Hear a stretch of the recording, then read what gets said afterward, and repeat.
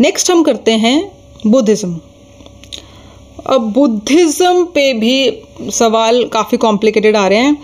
काफ़ी portion I try to complete it here 80%, कुछ जो बच जाएगा वो if I start art and culture वाला पोर्शन तो वहाँ पे कवर होना चाहिए। पारमितास पे एक सवाल आया था, पारमितास वाला हम यहाँ कवर नहीं कर पाएंगे, दैट वो फिर लेक्चर बहुत लंबा हो जाएगा।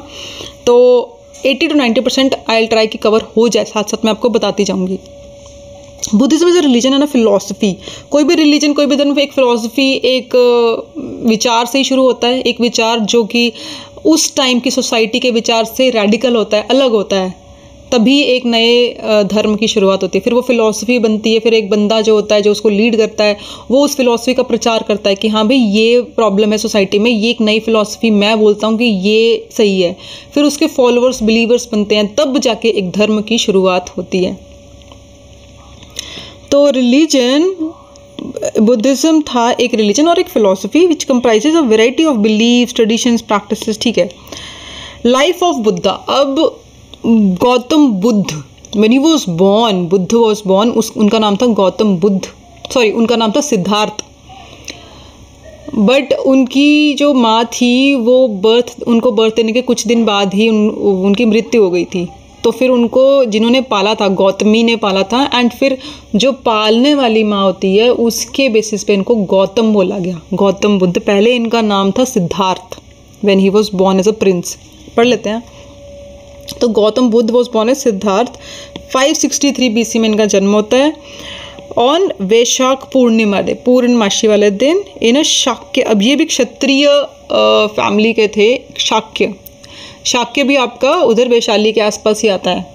वैशाली के जो वज्जी वाला किंगडम था उसकी कैपिटल थी वैशाली, और उसके अंदर ही बहुत सारे छोटे छोटे किंगडम्स थे। उसमें से एक ये शाक्य क्लैन था। इसके और एक क्षत्रिय कैटेगरी में आते हैं। इनके जो राजकुमार थे वो थे सिद्धार्थ। इनका जन्म होता है लुम्बिनी। लुम्बिनी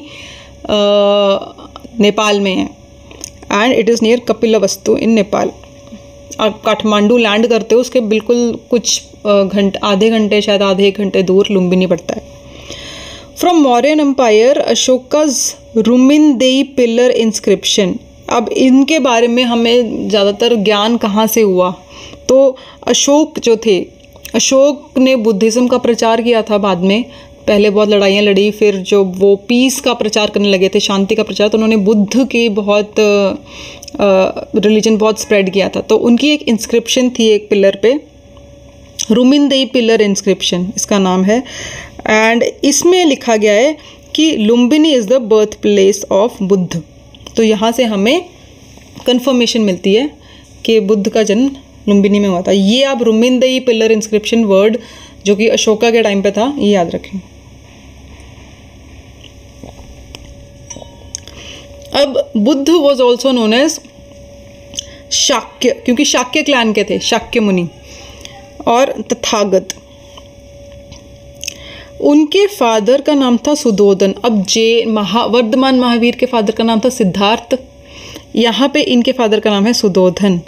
एंड ये जो थे ये कपिलवस्तु के इलेक्टेड रूलर थे। वेरी वेरी इंपॉर्टेंट कि गौतम बुद्ध जिस क्लैन के, जिस किंगडम के एक प्रिंस थे, वो एक रिपब्लिक था, वो एक मोनार्की नहीं था। तो रिपब्लिक उस टाइम पे कैसा था? They were not actually true republics but basically oligarchy. Oligarchy मतलब मोनार्की मतलब एक रूलर, एक अथॉरिटी, एक पावर। ओलिगार्की मतलब फ्यू पीपल आर रूलिंग, यानी कि एक किंगडम के 5-6 राजा होंगे या 6-7 राजा होंगे, 7-8 राजा होंगे, एक सिंगल राजा नहीं होगा। तो उन 5-6 राजा they were elected by the people, या not everybody, by some few privilege noble people, ऐसा कुछ होगा, but that was called a republic. तो वो कपिलवस्तु के एक इलेक्टेड राजा थे। एंड उनकी मदर का नाम था महामाया, जो कि कौशल वंश की, कौशल वॉज अ महाजनपद, हमने पढ़ा था। महाजनपद की जो प्रिंसेस थी उनकी शादी होती है कपिलवस्तु के एक इलेक्टेड राजा के साथ, और फिर उनके जो बेटे का नाम है वो है सिद्धार्थ। महामाया 7 दिन के बाद ही मर जाती हैं सिद्धार्थ को जन्म देने के बाद, और फिर उनको पाला गया उनकी आंट प्रजापति गौतमी। अब आंट यहाँ पे पता नहीं मासी है या बुआ है, बट आंट लिखा गया, प्रजापति गौतमी ने उनको पाला। फिर उनकी, अब देखो, अब ये बहुत ही इंटरेस्टिंग स्टोरी चलेगी कि कैसे एक राजकुमार की शादी होती है, बेटा होता है, बट वो कैसे इतनी ऐशो आराम, इतनी कंफर्टेबल, इतनी स्टेबल लाइफ को छोड़ के एक अलग ही पाथ पर निकल जाते हैं। उनकी शादी होती है यशोधरा से at the age of 16 years, और उनका एक बेटा होता है जिनका नाम है राहुल, बुद्ध का। बट इन मैरिज लाइफ में उनका मन नहीं लगा, उनका इंटरेस्ट नहीं बना। 16 साल की उम्र में शादी करके 29 साल की उम्र में वो, अब this is a very interesting fact. कहते हैं कि लेजेंड है, कहते हैं कि जब सिद्धार्थ का जन्म हुआ था तब उनके फादर ने, जो राजा थे, उन्होंने कहा था, सुदोधन ने, एस्ट्रोलॉजर ने उनको कहा था कि इसको कभी भी रियलिटी मत दिखाएं। रियलिटी मतलब कि कभी भी कोई नेगेटिव चीज़ मत दिखाइए लाइफ में, कि किसी की डेथ हो रही है या कोई बूढ़ा हो रहा है। इसको आप ऐशो आराम में ही रखें, इसको आप कंफर्टेबल हैप्पी लाइफ में ही रखें, नहीं तो गड़बड़ हो सकती है। तो किंग सुदोधन मेड श्योर कि ये कभी अपने पैलेस से बाहर ही ना जाए, कि ये हमेशा लग्जरीज में रहे, हमेशा धन दौलत में रहे, अपने ऐशो आराम में रहे। और उन्होंने ऐसे किया, ही मेड श्योर कि इसको कभी भी गरीब इंसान, भिखारी या कुछ भी ऐसे नेगेटिव जिससे इसके मन को कुछ नेगेटिविटी आए वो ना दिखे। बट 29 साल की एज में क्या होता है कि ही गोज़ आउट, घूमने चलते हैं। 29 साल की एज में कौन राजा अपने बेटे को टोकेगा, तो वो निकलते हैं अपने रथ पे, और वो he sees an old man, a sick man, एक बूढ़े व्यक्ति को देखते हैं। उन्होंने आज तक कभी बूढ़ा व्यक्ति नहीं देखा था 29 साल की उम्र तक। तो for the first time he sees an old man, एक बीमार इंसान, एक लाश और एक तपस्वी इंसान। जब उसने बूढ़े इंसान को देखा, इट्स लाइक अच्छा, people do get old also. लोग अपनी अपनी जवानी, अपनी खूबसूरती को, मतलब they lose their beauty and then they get old, wrinkles आते हैं, they can't walk, their hair go white. For the first time he realizes this. फिर उन्होंने अच्छा इंसान बीमार भी हो सकता है, तो बीमार होगा तो ये तो दुख है, तो फिर इसको ठीक कैसे करेंगे। ये कॉप्स, लाश, अच्छा हम फाइनली मरते भी हैं, हमारा एंड भी होता है। सो मतलब ये जो ऐशो आराम है ये तो कभी ना कभी एंड होगा, ये तो कंटिन्यूसली नहीं चलता रहेगा। एंड फिर एक एस्थेटिक जो बिल्कुल ही सब कुछ छोड़ छाड़ के भी एक अपनी आराम की ज़िंदगी जी रहा है, ठीक है, अपना बोरिया बिस्तर टांग के जंगलों में घूम रहा है। तो ये these were shockers for Siddharth. He was like यार, ये जो ऐशो आराम है ये तो नेवर एंडिंग नहीं है, ये कभी ना कभी एंड होगा। तो इसका मतलब life is not full of happiness, दुख आएंगे और अल्टीमेटली आएंगे ही। दीज आर इन, बूढ़ा होना ही है, बीमार होना ही है, एक दिन मरना ही है, ठीक है। तो ये सब देख के उसने कहा कि दीज आर इनएविटेबल ट्रूथ्स। तो फिर सच्चाई तो ये है, सच्चाई तो ये ऐशो आराम तो नहीं है, दीज आर टेम्परेरी थिंग्स। फिर उन्होंने अपना घर बार छोड़ा और सत्य की तलाश में कि what is the truth of life, वो जानने के लिए उन्होंने अपना जो चैरिटियर था, जो रथ चलाने वाला था, चन्ना, और कंठक उनके घोड़े का नाम था, उन दोनों को लेके सत्य की तलाश में वो अपना घर बार छोड़ के निकल गए। अब 29 साल की उम्र में निकले, 7 साल तक वो घूमते रहे इधर उधर।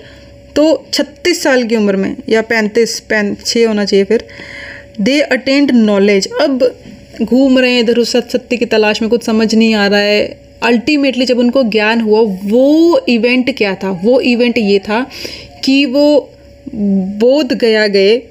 बोध गया हम अभी बोलते हैं, बट उस टाइम पे कुछ और नाम होगा।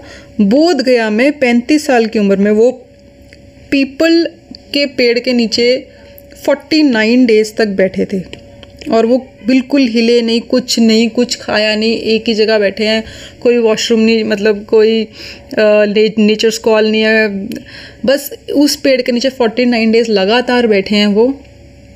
एंड उसके बाद जब उनकी आंखें खुलती हैं, he says that I have found truth.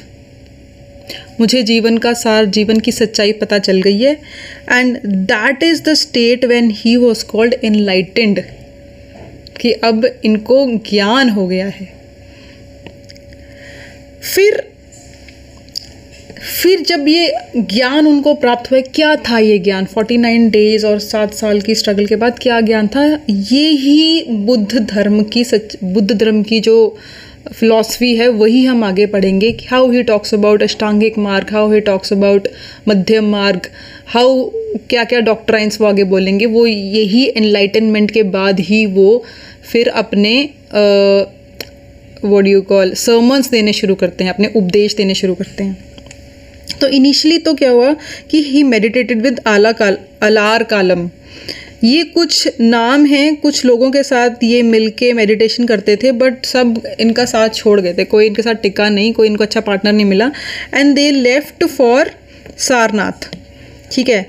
He mediated with आलार कलम and then with Udaka Ramaputta, but Buddha was not convinced. उनको वो अपने स्टैंडर्ड से नीचे लगे, ठीक है। फिर उन्होंने कोंडन, भद्य, वाप और महानाम और असज्जी, इनसे कोलैबोरेट, इनके साथ मेडिटेशन करने की कोशिश की, बट बात नहीं बनी। They left him, deserted him, छोड़ गए और सारनाथ चले गए। Sarnath at that time was a very big place जहाँ पे ये फिलोसफर्स मिलते थे, लोग उपदेश देते थे, तो वहाँ पे चले गए।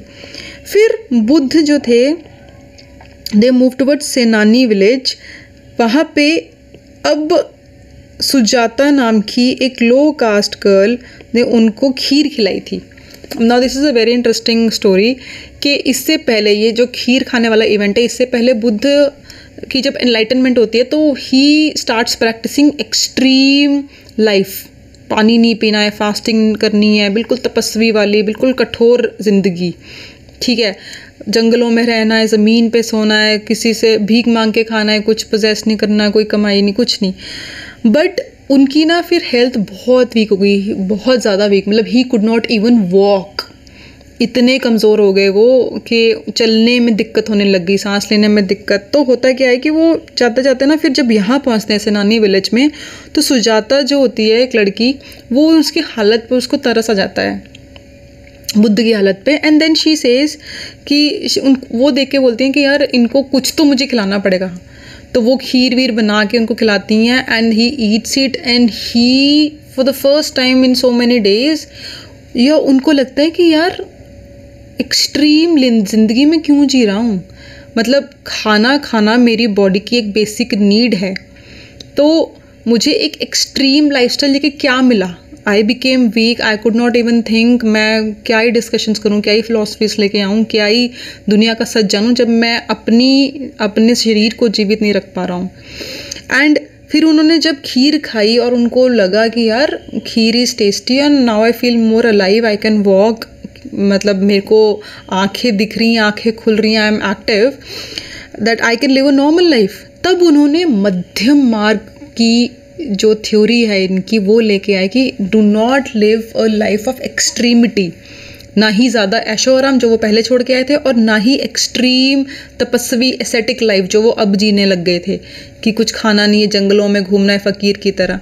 तो उन्होंने कहा एक मध्यम मार्ग चूज़ करें, एक राइट मार्ग जो कि दोनों का एक मिश्रण हो, ना ही एक्सट्रीम अमीरी, ना ही एक्सट्रीम गरीबी या एक्सट्रीम एसेटिक तपस्वी वाली life. He delivered his first sermon.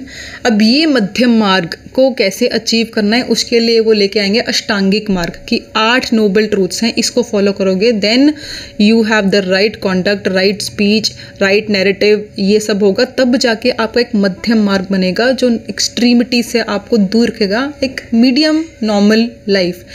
Buddha was very practical, you know, he used to say कि दुख है लाइफ में तो उसको एक्नॉलेज करो। मुझे क्यों 29 साल तक एक ऐशो आराम की ज़िंदगी में रखा गया, जबकि रियलिटी ऑफ लाइफ इज़ कि we ultimately have to get sick, we ultimately will get old and we will die.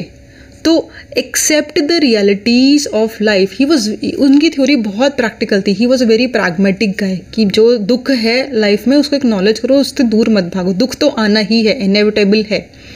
सुख कभी कभी आएगा, ऐशो आराम की ज़िंदगी आती है, वो भी है, बट वो कभी कभी आती है। अल्टीमेट रियलिटी इज़ दुख, उसको एक्नॉलेज करो और फिर उसका कॉज ढूंढो, फिर उससे हमें सफरिंग नहीं करनी है, वो हम आगे पढ़ेंगे दुख जो डॉक्ट्राइन उनकी है। बट कहने का मतलब ये है कि मध्यम मार्ग का ओरिजिन ये खीर वाले इंसिडेंट से होता है एंड फिर वो बोलते हैं कि एक्सट्रीमिटीज़ की लाइफ अब मैं नहीं जीऊँगा। फर्स्ट सर्मन इसी बारे में, मध्यम मार्ग के बारे में वो देते हैं डियर पार्क में, सारनाथ में, जो कि बनारस के पास है। एंड ये जो फर्स्ट सर्मन दिया, अब इससे उनका एक साइकिल शुरू होता है। फर्स्ट सर्मन ही गिव्स के अब बुद्ध की जो टीचिंग्स हैं, जो उनके उपदेश हैं, वो शुरू हो जाएंगे। तो उस इंसिडेंट को बोला गया धर्म चक्र परिवर्तन। This is a Pali language में बोला गया धर्म चक्र परिवर्तन, बेसिकली कि the turning the wheel of धर्म। अब उनके धर्म के चलने की शुरुआत, अब बुद्धिज्म रिलीजन यहाँ से अब वो शुरू हो गया है when he gives his first उपदेश, first sermon. Later he move to Kaushal. अब वो सर्मन देने के लिए इधर उधर ट्रैवल कर रहे हैं जगह जगह और उनके फॉलोअर्स बनते जा रहे हैं। कौशल गए, कपिलवस्तु गए, वैशाली, राजगृह, अपनी टीचिंग्स, अपनी समझ को मध्य मार्ग का प्रसार करने के लिए। फिर कौशल के किंग जो थे Prasannajit, with his entire family adopted the discipleship of Buddha के वो शिष्य बन गए अपनी पूरी फैमिली के साथ। एंड इसके दौरान वो पाव पहुंचते हैं। अब Pava basically, Pava is a place near Kushinagar, ठीक है। कुशीनगर कैपिटल थी, तो कुशीनगर के पास जो है पाव जगह थी, वहाँ पे जाके इन्होंने जो आम के बाग थे एक बंदे के, चुंड नाम का एक इंसान था, उसके he was a black Smith, ठीक है, लोहार था। लोहार के आम के बाग थे, वहाँ पे वो रुके एंड उन्होंने इनको शुक्र माधव दिया, विच resulted in sickness and followed by his death. तो यहाँ पे इनकी डेथ हुई थी एक ब्लैक स्मिथ के घर, जहाँ पे उन्होंने उनको आई डोंट नो क्या पोशन दिया था, क्या लिक्विड दिया था, बट उसके बाद उनकी डेथ हो जाती है। And he knew about his death कि बस अब मैं मरने वाला हूँ, ये मेरा टाइम आ चुका है। तो फिर उन्होंने अपने सारे डिसाइपल्स को इकट्ठा किया था कि this is gonna be my last day, and they got very sad and emotional. तो ये एक सवाल ये भी आ सकता है कि when he died what was his last sentence, what were his last words. तो इसमें आता है अपदीपो भव। अपदीपो भव का मतलब ये है कि अपने दीपक खुद बनो।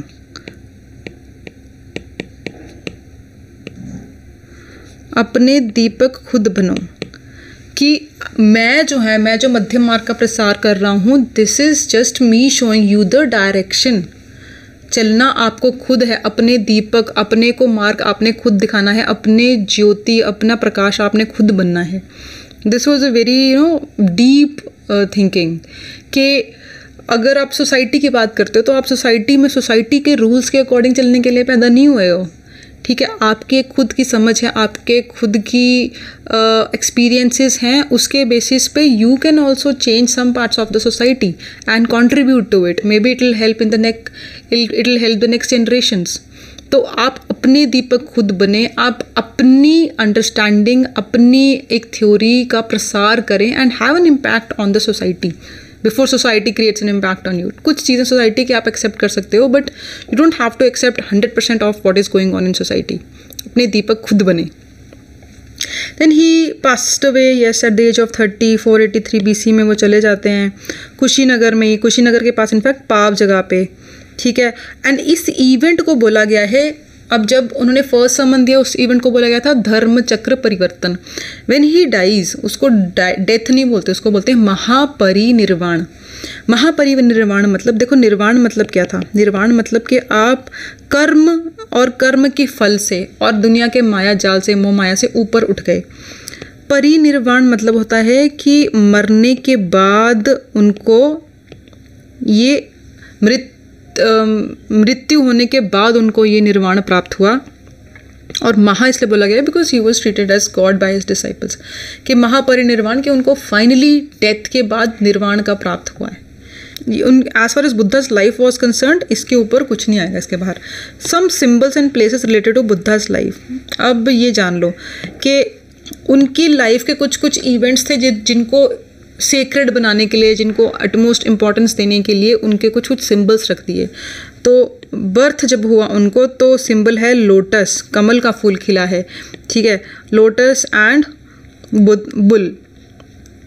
रेनन्सिएशन, रेनन्सिएशन मतलब जब वो छोड़ छाड़ के अपना घर बार पैलेस छोड़ के जब वो जाते हैं अपने घोड़े के साथ और अपने चैरिटियर के साथ, तो उसको सिंबल दिया गया है हॉर्स, क्योंकि उनके घोड़े के साथ निकलते हैं वो कंठक के साथ।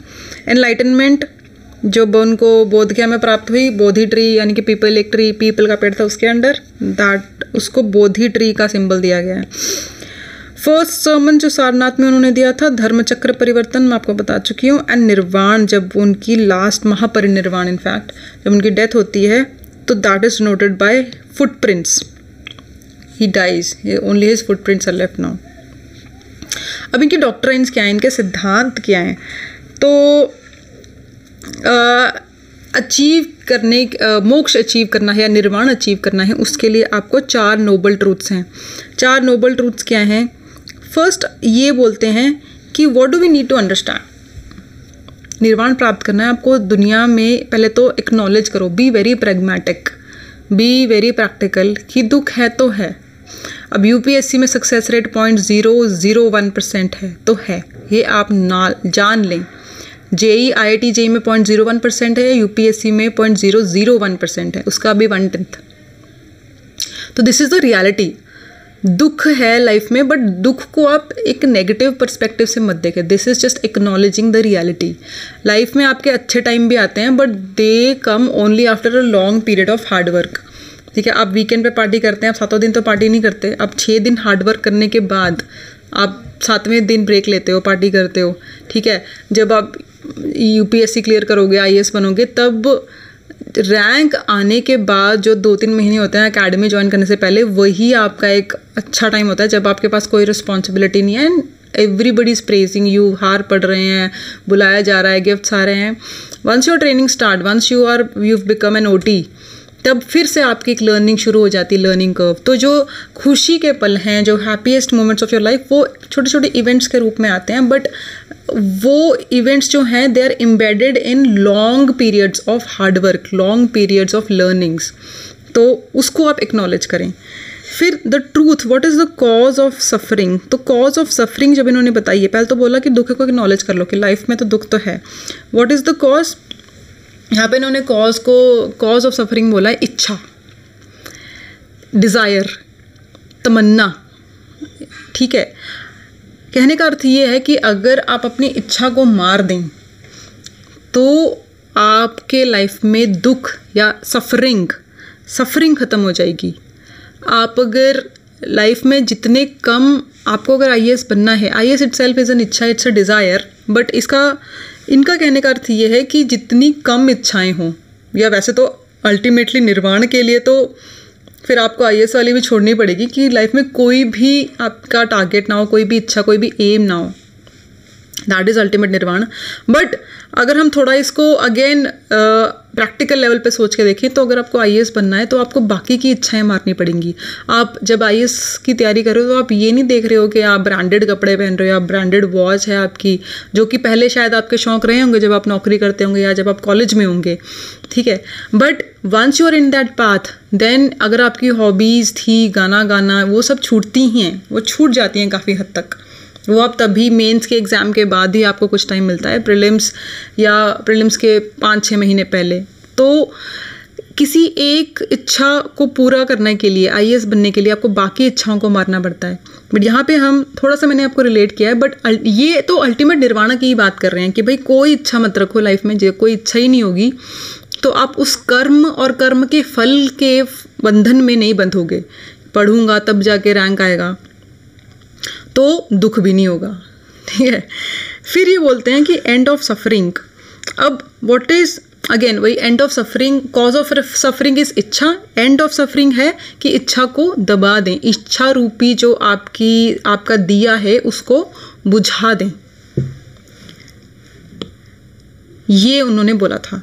एंड फिर the fourth one is the truth of the path leading to the end of suffering. अब सफरिंग को एंड करने के लिए, इच्छा को, इच्छा रूपी जो आपका दिया है, जो कैंडल है, उसको बुझाने के लिए क्या पाथ, क्या राह है, वो राह ये आपको अष्टांगिक मार्ग में बताते हैं कि कैसे आप अपनी दुख को ख़त्म कर सकते हैं। दुख को ऐसे ख़त्म करना है, दुख के कॉज तक पहुँचे। कॉज है डिज़ायर, तमन्ना, इच्छा। इच्छा को बुझाएंगे तब जाके आपको आपका दुख खत्म होगा, आपको निर्वाण प्राप्त होगा। इच्छा को बुझाना कैसा है? अष्टांगिक मार्ग से, या इसको आप मध्यम मार्ग भी बोल सकते हैं। मध्यम मार्ग, मध्यम मार्ग, एंड मध्यम मार्ग अष्टांगिक मार्ग के थ्रू ही आपको पता चलेगा। तो right view, know the truth, आपको सच पता, अगेन एक्नॉलेजिंग द दुख in life is the right truth. आप अपने ही डिल्यूजनल डेलुलू में ना रहें कि you know somebody loves me, या मेरा तो निकाल दूंगा मैं तो कर दूंगा, जब आपका सिलेबस ही कंप्लीट नहीं हुआ है, ठीक है। या जब आपको लक्ष्मीकांत जैसी 500 पन्नों की किताब देख के डर लगता है, आपने लाइफ में कभी इतनी 500 पन्नों की किताब नहीं पढ़ी है, या आप पढ़ना ही नहीं चाहते हैं, आपको एक शॉर्टकट से क्लियर हो जाए। फिर राइट इंटेंशंस या right narrative, free your mind of evil, आपका मन साफ होना चाहिए, आप में किसी के लिए द्वेष, नफरत ये सब नहीं होना चाहिए। राइट स्पीच, आप जो बोलते हैं किसी को हर्ट ना करें, कुछ भी नेगेटिव ना बोलें किसी के बारे में। राइट एक्शन, आपकी कर्म, आपके actions, action speak louder than words, तो आपके एक्शन सही होने चाहिए। फिर आपकी राइट लाइवलीहुड, आप चोरी करके पैसा नहीं कमा रहे हैं, आप रिश्वत लेके पैसा नहीं कमा रहे हैं, साफ सुथरा आपकी आजीविका होनी चाहिए। राइट एफर्ट, कितना एफर्ट लगाना है। अब यूपीएससी में सबसे बड़ी प्रॉब्लम ये है कि पीपल स्टडी एक्स्ट्रा, क्या नहीं पढ़ना है उनको ये नहीं पता, तो वो एक टॉपिक पे पीएचडी करने बैठ जाते हैं। तो क्या नहीं पढ़ना है और कितना पढ़ना है, that is right effort. Right concentration, meditation कीजिए, अपने बारे में जानिए, अपने आप से जुड़िए, अपना आपको स्वॉट एनालिसिस जो बोलते हैं ना आज की तारीख में, कि स्ट्रेंथ्स, वीकनेस, ये सब आपको पता होनी चाहिए कि अगर मैं रात को अच्छा पढ़ता हूँ, दिन में नहीं, तो आप रात को पढ़िए। अपनी स्ट्रेंथ्स, वीकनेस पता होनी चाहिए। स्वॉट is strength, weakness, opportunities and threats, कि आपको किस चीज़ से, अगर आपकी हेल्थ वीक रहती है then stay away from eating from outside, ठीक है। सर्दियों का टाइम चल रहा है तो कीप योर सेल्फ वार्म, अगर मौसम चेंज हो रहा है बारिश का तो चटपटी चीज़ें ना खाएं। अगर आपको जल्दी ज़ुकाम लग जाता है, आपसे जल्दी बीमार हो जाते हैं, तो अपने बारे में जानना, अपने आप पे कॉन्सेंट्रेट करना, अपने आप से जुड़ना is meditation. Right concentration. Then right mindfulness, अपने थॉट्स को कंट्रोल कीजिए, अपनी इंद्रियों को, अपनी इच्छाओं को। आपका मन चंचल होता है, इधर उधर भागता है, उसको कंट्रोल करेंगे तभी आप एक मध्यम मार्ग, तभी आप एक अष्टांगिक मार्ग पे चल पाएंगे। ऐसे तो थॉट्स बहुत आते हैं कि मैं जाके पार्टी कर लूँ, मैं जाके मसूरी घूमाऊँ, मैं जाके पैराग्लाइडिंग कर लूँ, लोग ये कर रहे हैं, but then when you have to follow the right path, madhyam marg, when you have to actually control the dukh in your life, ठीक है, तब आपको ये सब अपने थॉट्स भी कंट्रोल करने पड़ेंगे। इनफैक्ट थॉट कंट्रोल और मेडिटेशन में बहुत बड़ा लिंक है, इन सब चीज़ों में लिंक है। महात्मा गांधी का एक स्टेटमेंट है कि when my mind is in peace with my heart and my mouth, यानी कि जो मेरी वाणी है, जो मैं बोलता हूँ, वो मेरे थॉट्स और मेरे मन में जो है वो तीनों चीज़ जब हार्मनी में है तब जाके पीस होता है, तब जाके एक अच्छी पर्सनालिटी बनती है। फिर बुद्धा ने अब ये जो थे आपके 4 नोबल ट्रूथ्स, अब उन्होंने कुछ कोड ऑफ कंडक्ट भी बताए थे, जैसे महावीर ने बताए थे पंच महाव्रत, बुद्धा ने भी कुछ कोड ऑफ कंडक्ट बताए थे। अगेन यही कि do not covet the property of others, दूसरों की प्रॉपर्टी आपकी नहीं है, उधर नज़र ना डालें। वायलेंस नहीं करनी, उधर भी था, हिंसा नहीं करनी है। Do not use intoxicants, do not speak lie and do not indulge in corrupt practices. ये इनफैक्ट 5 हो गए हैं, तो मोर और लेस वैसे ही हैं। और ये इससे भी ओवरलैप है कि इंटॉक्सिकेंट्स मतलब किसी तरह का नशा ना करें, किसी से झूठ ना बोलें, किसी भी तरह की गलत प्रैक्टिसेस में, अनएथिकल प्रैक्टिसेस में ना जाएं। मोर और लेस काफ़ी सिमिलर हैं। तो ये भी एक सवाल बन सकता है, ये आप याद रखें कि जैनिज्म और बुद्धिज़्म की कोड ऑफ कंडक्ट में उनके महाव्रत और इधर जो बुद्ध ने कहा है उसमें क्या ओवरलैप है, तो ये आपको डिफरेंसेस पता होने चाहिए, दोनों को कंपेयर कर लेना। फिर बुद्धिस्ट काउंसिल, अब यहाँ पे मैंने आपको क्या बोला था कि first Jan council happened in 310 BC after second Buddhist council had already happened. तो 483 में फर्स्ट काउंसिल होता है, 383 में सेकेंड का होता है, अब 310 तक आते आते फर्स्ट जैन काउंसिल हो जाता है। ये आपको ऐसे टाइमलाइन कंफ्यूज कर सकती है यूपीएससी, तो do remember it like that. फिर 246, अब देखो पहले फर्स्ट बुद्धिस्ट काउंसिल के 100 साल बाद सेकेंड बुद्धिस्ट काउंसिल होता है, मतलब आफ्टर अप्रॉक्सीमेटली 2 जनरेशन्स। तो वेरी वेरी बिग गैप। अब पहला जो बुद्धिस्ट काउंसिल था ये अजात शत्रु की हमने बात करी थी महाजनपद में, जो बिंबिसार के बेटे थे जिन्होंने अपने ही पिता को मार के राजगद्दी हथिया ली थी। तो इन्होंने फर्स्ट बुद्धिस्ट काउंसिल कराया था after the death of Buddha. Buddha was a contemporary of Bimbisara, Rajgriha में जो इनकी मगध की कैपिटल थी, प्रिसाइडेड बाय अब थोड़ा सा मैं आपको बता देती हूँ, बाकी अब अपने शॉर्टकट्स या निमोनिक्स बना लेना। मैंने ऐसे याद किए थे, ए के किंग्स को याद रखना है तो ए के, ठीक है, ये आपका बन गया ए के। लास्ट में कनिष्क इसलिए आएगा बिकॉज कनिष्क उस टाइम की बात कर रहे हैं हम, अलेक्जेंडर वाले टाइम के, तो सबसे एंड में कनिष्क आता है। अगर आपको कोई और तरीका देखना है इससे भी इजी, तो आप ये याद रख सकते हैं कि कनिष्क कटारिया 2018 की बात हो रही है, AIR 1 थे, तो वो सबसे लेटेस्ट होंगे। तो जो लास्ट वाला के है दैट इज़ कनिष्क, तो जो बचा वाला के है दैट इज़ काल अशोक। फर्स्ट इज़ अजात शत्रु एंड उसके बाद बीच वाला जो है ये अशोक है, ठीक है। तो ये आप बहुत इजीली याद रख सकेंगे अगर आप एक याद रखें, और लास्ट वाला K is with respect to Kanishka, first वाला A is with respect to Ajatashatru, and बीच में काल अशोक और अशोक, अशोक बीच में आ गए ना, काल अशोक, तो ऐसे आप याद रख लीजिए। यहाँ पे आ गया महाकश्यप, सबाकामी, मोगलीपुत्तिस एंड वासुमित्र। तो इसका मैंने ऐसे याद रखा था which is not a very good way, but MSME हम पढ़ते हैं इकोनॉमिक्स में, micro small and medium enterprises, तो मैंने MSMV बना लिया था, यही बन रहा है MSMV। तो M is Mahakashyap, first second is Sabakami, third is Mogli and final fourth is Vasumitra. ये आपको याद रहेगा, एग्जैक्टली आपको इतना रट्टे लगाने की जरूरत नहीं होती है, शॉर्टकट्स याद रखो काफ़ी होता है। Places, Rajgriha first is Vaishali, then Pataliputra and last is Kundalvan Kashmir. तो राजगृह, वैशाली और पाटलिपुत्र, देखो ये तो ज़माना हम बात कर रहे हैं महाजनपद के टाइम की, ये जब आप महाजनपद 16 याद रखोगे तो आपको ये भी हो जाएगा याद। एंड लास्ट आपका आ जाएगा कुंडलवन जो कि कश्मीर में है, तो लास्ट वाला आपका कश्मीर वाला हो गया। कनिष्क भी लास्ट में था तो उनके साथ कश्मीर के जुड़ गया। एंड RVPK, अब इसको याद रखने के लिए आप कुछ भी शॉर्ट फॉर्म बना लें, और ये याद रखें कि फर्स्ट और सेकेंड काउंसिल में 100 साल का फ़र्क था। और फिर थर्ड आता आपका 246 से 250 BC में, ये भी काफ़ी ज़्यादा गैप के बाद आया। एंड फिर देखो 250 से 100 ऑलमोस्ट 150 साल बाद फोर्थ काउंसिल हुआ है थर्ड काउंसिल के, तो ये सब आप डेट्स याद रख लेना। फिर आपका आता है, हाँ अब this is the last part, बस इतना ही रह गया है, फिर आपका बुद्धिज़्म ख़त्म हो जाता है। And this is very important, ध्यान से सुनिएगा। The 3 famous sects of Buddhism, इस पे सवाल भी आया है यूपीएससी में। तो फर्स्ट इज़, अब थेरवाद बोलते हैं इसको, थेरावड़ नहीं है, थेरवाद बोलते हैं, ठीक है। थेरवाद जो था, अब हीनयान जो वर्ड है, हीनयान है, महायान है एंड वज्रयान है, ये 3 संप्रदाय हैं बुद्धिज़्म के।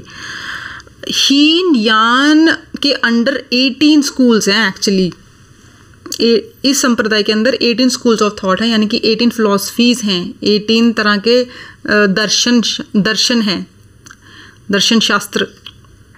तो जो थेरवाद है that is one of the 18 schools of thought in Hinayana, और इसको हीनयान तब नहीं बोला गया था, हीनयान का मतलब होता है lesser vehicle, yana is vehicle, हीन मतलब वीक या लेसर बोल दीजिए, वीक व्हीकल।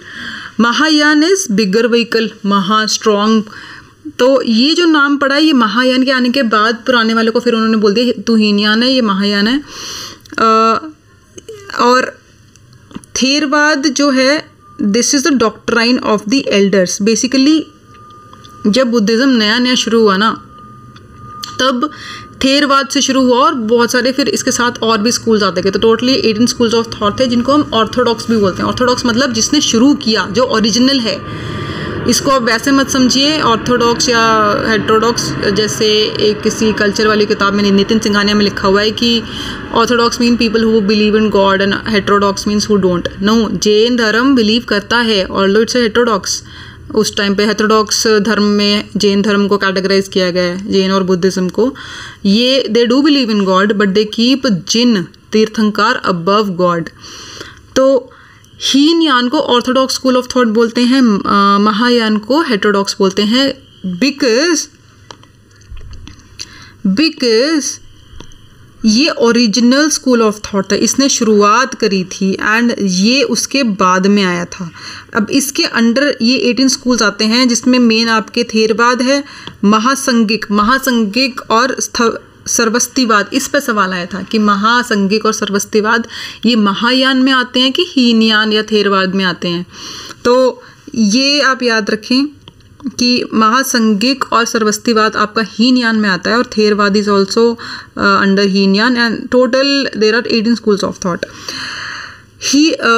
महायान में आपका ये आ जाता है माध्यमिक एंड योगाचार।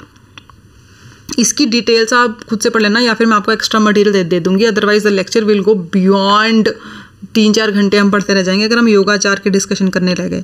एक एक लाइन में मैं आपको बता दूं तो Sarvastivada basically says that all reality is real, मतलब it believes in extreme realism. Basically पूरा हीनयान जो था it believed in realism. Realism मतलब ये होता है कि जो सामने है, जो मैं ऑब्जर्व कर पा रहा हूँ, मेरे को ये कपड़ा ग्रीन कलर का दिख रहा है, मेरे को ये माइक ब्लैक कलर का दिख रहा है, मेरे को ये पर्दा ब्राउन कलर का दिख रहा है, तो दिस इज द रियलिटी। जो दिख रहा है, जो है सामने, वो रियलिटी है।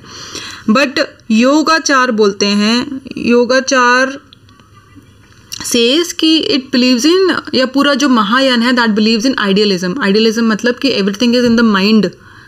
अगर आपका mind is the ultimate truth, ठीक है, अगर मैंने जो सोच लिया वही सच है। अब इसका अगर मैं काउंटर आर्गुमेंट दूं तो कुछ सैकड़ों साल पहले हम तो ये सोच रहे थे कि धरती के आसपास सूरज घूम रहा है, तो फिर वो अल्टीमेट ट्रूथ हो गया। If idea is only the ultimate truth, जो मेरे दिमाग में वही अल्टीमेट ट्रूथ है, तो मेरे को तो 100-200 साल पहले ह्यूमंस को लगता था कि the sun is revolving around the earth is the centre of the universe. तो that was that the truth. Ultimately truth क्या था? ट्रूथ था द रियलिज्म। जब हमने एक्सपेरिमेंट्स किए, जब हमने प्रैक्टिकल चीज़ें करी, जब हमने रॉकेट बनाया, भेजा, देखा, ये सब किया, रिसर्च करी, इतने सारे जोग्राफर्स आए, इतने सारे एस्ट्रोनॉमर्स आए, तब जाके ने रिसर्च करके मैथमेटिशियंस सब ने बोला कि भाई नहीं, actually earth is revolving around the sun. तो the reality is not in my mind, it's outside of my mind. तो when you talk about realism that means कि भाई मेरा जो दिमाग है that is not the ultimate reality. उसको हटा के भी दुनिया एग्जिस्ट करती है। We are not the ultimate truths, human beings are not the centre of the earth. ये बोलते हैं महायान वाले कि नहीं नहीं, जो दिमाग में है वही सच होता है। ठीक है, काफ़ी डिटेल में चले गए हम, वापस आ जाओ। तो ये फ्लरिश करी थी अराउंड 250 BC में, ये अपनी पीक पे थी। इनके जो स्कूल्स ऑफ थॉट थे, इनकी जो थ्योरीज थी, इनके जो फिलोसफीज थी। बट इसके 250 साल बाद आया था महायान। तो उस टाइम पे इसको हीनयान नहीं बोलते थे। जब महायान आया तो उन्होंने अपने आप को महा बोल दिया, पीछे वाले को हीन बोल दिया। फिर इसके जो स्क्रिप्चर्स थे they were written in Pali language, इसके स्क्रिप्चर्स संस्कृत में। अब देखो यार, अगर आपको कोई धर्म शुरू करना है या आपको कोई भी नई स्टार्टिंग करनी है तो you have to be popular among people. Popular होने का सबसे इजी तरीका ये होता है कि आप उनकी भाषा बोलें, आप उनका स्लैंग यूज़ करें, आप उनका डायलेक्ट यूज़ करें। तो शुरू में जब बुद्धिज़्म का प्रचार करना था तो उन्होंने आम भाषा चूज़ करी जो आम लोगों को समझ में आती थी। Sanskrit was the language of Brahmins, pandits, कुछ ही लोगों को समझ में आती थी, और आज की तारीख में तो it's called a dead language also. तो आम भाषा उन्होंने यूज़ करी। That's how Buddhism as a religion it got popular. Later on Mahayana they थोड़े एलिटिस्ट बन गए वो, कि भाई हम तो इस्टेब्लिश हो चुके हैं, we should shift to Sanskrit now. तो फिर वो संस्कृत पे आ गए। अब this school treats Buddha as nothing but a human being, because this school talks about realism. कोई भी सुपर नेचुरल चीज़ों में बिलीव नहीं करते, कुछ भी एक्सट्रीम एसोटेरिक गॉड है कोई supreme, no, the reality is reality. तो Buddha was a human being, तो they consider Buddha as a human being. ये आइडियलिज्म में बिलीव करते हैं तो ये बुद्धा को भगवान मानते हैं, उनको एक हायर वेरी हाई पेडेस्टल पे उन्होंने रखा।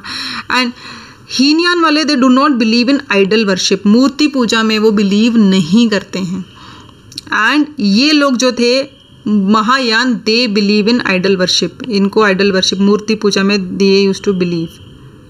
देखो एक रीज़न आप ये भी कह सकते हो कि जब बुद्धा की वो परिनिर्वाण हो गए, जब वो स्वर्ग सिधार गए, तो you as a follower of Buddha, Mahayana तो 500 BC में आया ना, तब तक बुद्धा नहीं थे, तो you need a symbol of that Buddha who has passed away hundreds of years ago, कि यार मैं उनको देखना चाहता हूँ। तो इसीलिए आइडल वर्शिप भी शुरू होती है।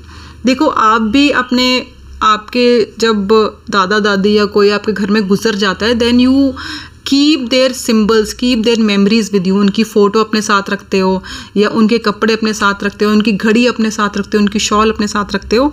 तो ये भी एक वही तरीका था कि आइडल वर्शिप महायान में तब इसलिए शुरू हुई क्योंकि तब बुद्धा एग्जिस्ट नहीं करते थे। हीनयान के टाइम पे Buddha was alive, that's why they saw him as a human being, that's why उनकी कोई सिंबल, उनकी कोई मूर्ति की पूजा नहीं हुई थी उस टाइम पे शुरू। The main M of Hinayana Buddhism is attainment of निर्वाण, वही निर्वाण, कर्म के चक्कर से, कर्म और फल के चक्कर से बाहर निकलने का। बोधिसत्व का कॉन्सेप्ट यूपीएससी ने पूछा हुआ है, बोधिसत्व का कॉन्सेप्ट हीनयान में नहीं है, बोधिसत्व का कॉन्सेप्ट महायान में ही है। It can be a human और एन एनिमल। बोधिसत्व बेसिकली वो लोग होते हैं जो निर्वाण प्राप्त कर चुके हैं, ठीक है। The enlighten human beings have attend निर्वाण, बट निर्वाण का जो पाथ है, जो निर्वाण का अल्टीमेट गोल है, यानी कि जो पैराडाइज है, जो भी अल्टीमेट एम है उनका, जहाँ पे वो निर्वाण प्राप्त करने के बाद जिस स्टेट ऑफ माइंड में वो पहुँचते हैं, वो वहाँ पे जाने से पहले वो रुक गए। इनको जो बोधिसत्व होते हैं ना, इनको दे आर पोजेस्ड विद महाकरुणा। महाकरुणा मतलब extreme passion, extreme giving nature for the human beings of the society, कि इनके भले के लिए मुझे कुछ करना है। तो व्हाट दे डिड इज कि वो निर्वाण तो अचीव कर चुके थे, and they could have gone on to that ultimate destination जहाँ पे वो पहुँचते हैं निर्वाण की state of mind, but they stopped and they help other people in the society, the mortal beings, normal आम लोगों को, कि उनको भी हम निर्वाण की स्टेज तक पहुंचाएं। तो Bodhisattva is again somebody who has achieved nirvana but who is actually helping others to achieve nirvana। तीर्थंकर का भी यही था कि वो मोक्ष, वहाँ पे मोक्ष वर्ड था। तीर्थंकर help other people to get out of संसार, the cycle of birth and death, and achieve मोक्ष। यहाँ पे बोधिसत्व जो है वो आपको निर्वाण खुद अचीव कर चुके हैं, बट वो उस अल्टीमेट उसका उन्होंने स्वाद नहीं लिया, वो रुक गए एंड उन्होंने कहा कि मैं बाकियों को भी निर्वाण प्राप्त कराता हूँ। ये हमने डिस्कस कर लिया है। फिर बुद्धिज़्म महायान कहाँ प्रैक्टिस होता है, हीनयान कहाँ प्रैक्टिस होता है, ये मैप है, ये बाद में आते हैं हम इस चीज़ पे। पहले हम थर्ड जो संप्रदाय है वो पढ़ लें, विच इज़ वज्रयान। वज्र मतलब होता है बिजली भी होता है, वज्र मतलब चट्टान भी होता है, वज्र बिजली मतलब थंडरबोल्ट, वो आसमान वाली बिजली, वज्र मतलब डायमंड भी होता है। तो वज्र बेसिकली आप ये रखें कि very strong, something very strong, diamond is also very strong, चट्टान भी बहुत स्ट्रॉन्ग होती है और बिजली भी। तो इनका कॉन्सेप्ट ये है, Vajrayana is basically implementation, it is the actually practical implementation of all the philosophies of Buddhism. तो ये लोग बहुत ज़्यादा दे आर इन्वॉल्व इन मंत्र चैंटिंग, मंत्र का जाप करते हैं, मेडिटेशन करते हैं, बहुत ही योगा और mantra are the two main characteristics of this sampradaya plus meditation. तो वज्रयान को हम मंत्रयान या तंत्रयान या तांत्रिक या एसोटेरिक बुद्धिज़्म भी बोलते हैं, यानी कि तांत्रिक बुद्धिज़्म भी बोलते हैं, मंत्रयान और तंत्रयान भी बोलते हैं। अब ये जो स्कूल है, दिस यूजेस हाईली सिंबॉलिक, देखो एक संध्या भाषा है। Although it is not a true भाषा की जो डेफिनेशन होती है कि इसकी एक स्क्रिप्ट होती है और ये सब होता है, संध्या भाषा बोलते हैं। तो it is Twilight language. Basically इनकी लैंग्वेज बहुत ही सिम्बॉलिक, बहुत ज़्यादा सिम्बल्स इनकी लैंग्वेज में यूज़ होते हैं, which is aimed at helping followers of this sect to express themselves. Symbolic language है। बस अब ये Sandhya Bhasha is related to tantric Buddhism and यहाँ पे इसको ट्वाइलाइट या संध्या वाली ट्वाइलाइट वाली लैंग्वेज बोलते हैं। It is an esoteric extension of Buddhist thought and practice. Esoteric मतलब जो बहुत कम लोग एक्सपीरियंस कर पाते हैं, बहुत कम लोग समझ पाते हैं, इम्प्लीमेंट कर पाते हैं। तो बुद्धिस्ट थॉट और प्रैक्टिस की एक्चुअली एक इम्प्लीमेंटेशन है तो विच इज़ वेरी डिफिकल्ट, बहुत कम लोग कर पाते हैं। Most tantric Buddhists believe nirvana is achieved in a single life time with vigorous meditation. अब वज्रयान की एक बहुत बड़ी स्पेशलिटी है that they believe in utmost immense infinite power of a human being। एक इंसान को उन्होंने वज्र से, चट्टान से कंपेयर किया है कि एक इंसान में इनफाइनाइट नॉलेज, इंसान की इनफाइनाइट कैपेबिलिटीज़ हैं, इट कैन अचीव एनीथिंग। तो उस कॉन्टेक्स्ट में इन्होंने बोला है कि निर्वाण प्राप्त करने के लिए भी आप इसी लाइफ टाइम में, उसके लिए भी आपको कुछ दोबारा अगले लाइफ टाइम की वेट नहीं करनी पड़ेगी या कुछ और नहीं करना पड़ेगा। आप इसी लाइफ टाइम में, इसी जीवन में एक्सट्रीम हार्ड वर्क करके, एक्सट्रीम मेडिटेशन करके, अपनी मेहनत से, अपने कंसंट्रेशन से, अपनी इच्छा से आप निर्वाण इसी लाइफ टाइम में अचीव कर सकते हैं। फिर ये बोलते हैं कि it is a form of Buddhism which, हाँ, अब ये कहाँ इम्प्लीमेंट होता है। तो ये डायरेक्टली आप ये ऐसे लिखने की जगह आप मैप बनाएंगे तो ज़्यादा एग्ज़ाम में भी बढ़िया रहेगा और अभी भी आपके समझने के लिए भी बढ़िया रहेगा। तो देखो, जो थेरवाद है, जो हीनयान में आता है, थेरवाद जो है that is in lighter brown colour में है। तो इंडिया में आपको पता है कि Baba Saheb B R Ambedkar from Maharashtra, he was from Maharashtra and उन्होंने ultimately he got converted to Buddhism, Hinduism छोड़ के।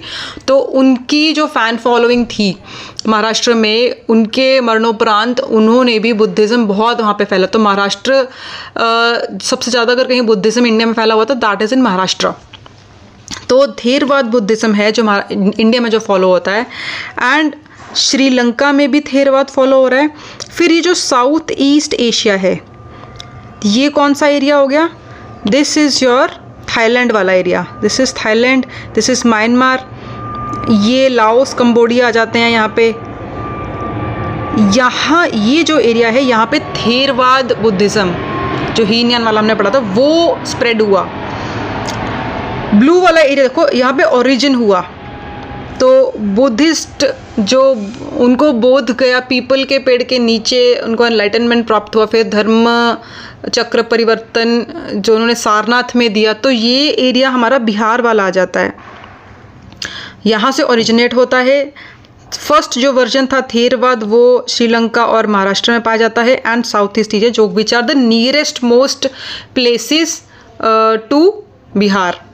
फिर आगे जब और स्प्रेड होना शुरू होगा तो इसकी मॉडिफिकेशंस आती जाएंगी, जितना वो ओरिजिन से दूर जाता जाएगा उतनी उसमें मॉडिफिकेशंस आती जाएंगी।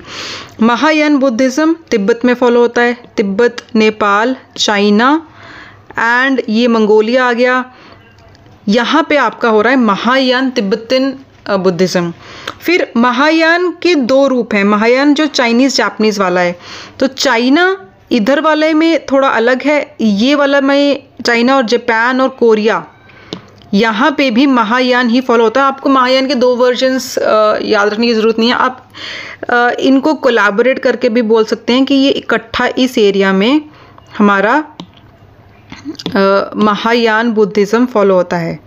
और यहाँ पे ये हमारा हीनयान वाला एरिया है एंड यहाँ पे हमारा ब्लू वाला एरिया में ओरिजिनेट हुआ था। तो डायरेक्शन ऑफ स्प्रेड की बात कर लें अगर हम, तो this is the direction of spread कि यहाँ से यहाँ गया, यहाँ से यहाँ गया, फिर यहीं से ऊपर। अब जो चाइना से जो पिलग्रिम आते थे, जो ट्रैवलर्स आते थे, वो यहाँ से बुद्धिज़्म उन्होंने देखा, पढ़ा, ऊपर लेके गए, चाइना में लेके गए, नेपाल में लेके गए, तिब्बत में लेके गए और मंगोलिया लेके गए। जापान, इधर चाइना से फिर आगे जापान, कोरिया में स्प्रेड हो रहा है, एंड यहाँ से म्यांमार में स्प्रेड हो रहा है, फिर कंबोडिया, थाईलैंड, और फिर यहाँ से घूम के ये इंडोनेशिया तक पहुँचता है।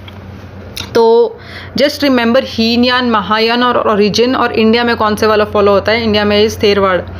ये मैप अगर आप मोटा मोटा बेसिक भी बना के आएंगे, एग्जैक्टली ऐसा तो नहीं, या अगर टाइम कम है तो सिर्फ आप ऐसे नाम लिख के आ जाएंगे, that is more than enough. तो this is where we end our unit on Jainism and Buddhism.